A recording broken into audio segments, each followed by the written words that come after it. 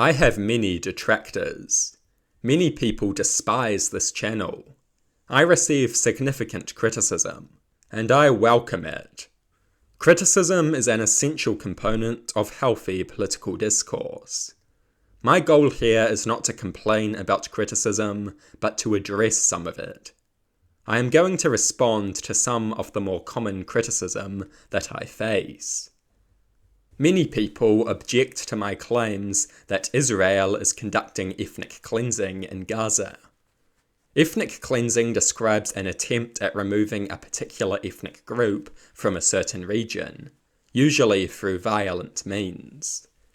Multiple high-ranking members of the Israeli government, including the Minister of National Security, have said that the war should be used as an opportunity to encourage the Palestinian people to leave Gaza. This is a confession of ethnic cleansing, and there are no ifs or buts about it. The ethnic cleansing is undeniable. Extreme Israeli politicians have openly said that ethnic cleansing is what they want. 2 million Palestinians have been displaced.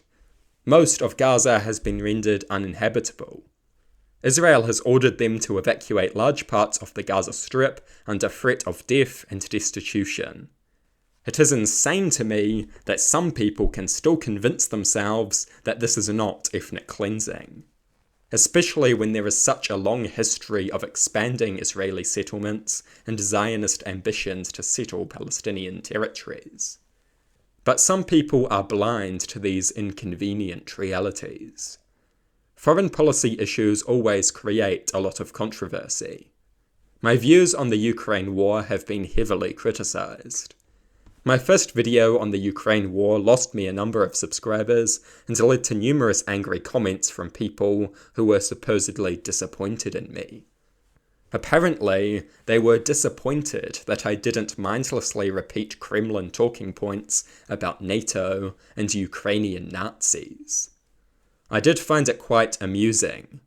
The reality is that Putin is a bloodthirsty autocrat who started a pointless war and recklessly uses his own people as expendable cannon fodder. Ukraine is defending itself from an aggressive dictatorship. Western states should support it with military and humanitarian aid. I am pleased that New Zealand has done so, and that must continue. We must not appease dictatorial idiots. We must discourage wars of conquest, and that means ensuring that Russia pays a price for their crimes. The Ukrainians want to fight, and so long as they want to fight, we should support their brave and noble struggle. A stable and peaceful international order is in our interest, and that means discouraging aggressive conduct. We must support Ukraine's heroic resistance. Unfortunately, many leftists have a childish view of foreign policy that doesn't really go beyond mindlessly opposing America. Many people say they want a peace deal. Ukraine cannot negotiate a favourable peace deal unless they have leverage. Military aid gives them leverage. People threatened to unsubscribe from my channel over my views on the Ukraine war. I always find it funny when people threaten to unsubscribe from my channel.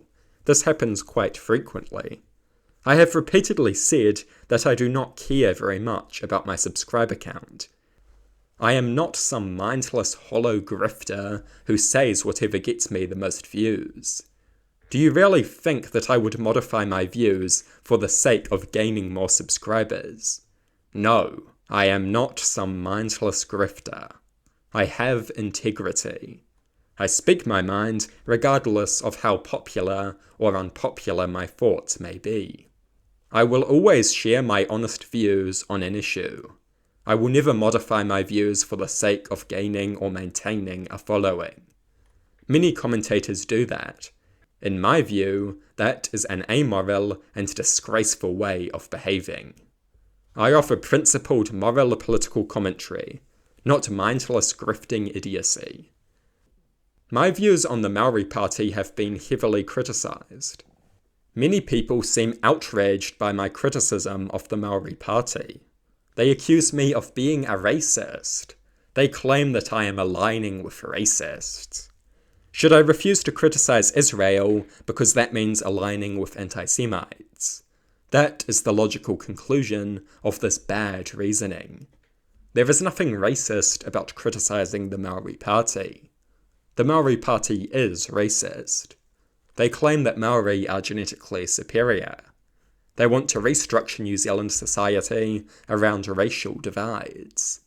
They are idiots who deserve to be criticised, and I will continue to criticise them. It is amusing to me that people accuse me of being a racist Pakeha.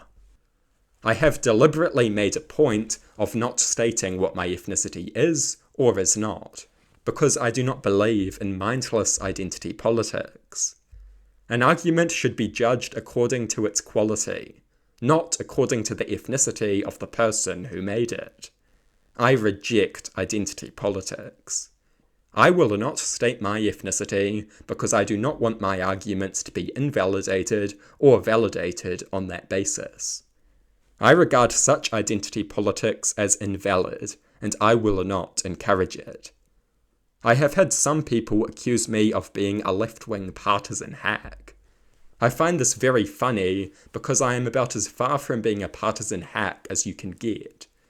I have criticised the Green Party. I have repeatedly criticised the Labour Party. I have criticised the Maori Party constantly.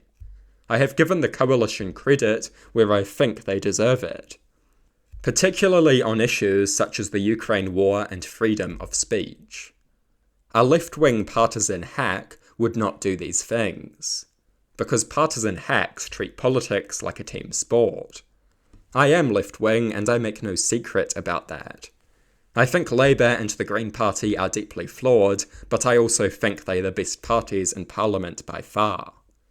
I am socially progressive and a left-wing on economic issues.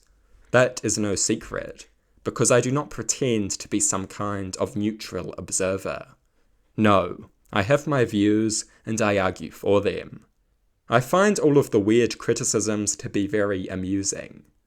I have repeatedly had people point out that I do not have an economics degree. That is true, I do not have an economics degree, but neither does the Minister of Finance. Most government politicians do not have an economics degree. So I do not see how this is especially relevant. I make very basic claims about economics. I never make claims about issues that I know nothing about. And it does amuse me that I am often criticised for not having a sufficient education, but my specific claims and arguments are never disproven or even properly challenged. And I do not speak about complex economics.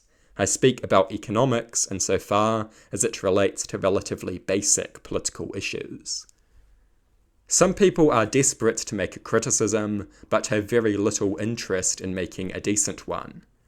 If you are going to criticize me, good. I welcome it.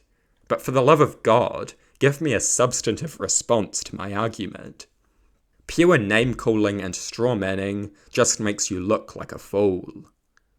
I have a simple message for my many detractors. I am not your enemy. I want a better New Zealand for everyone, and that includes you.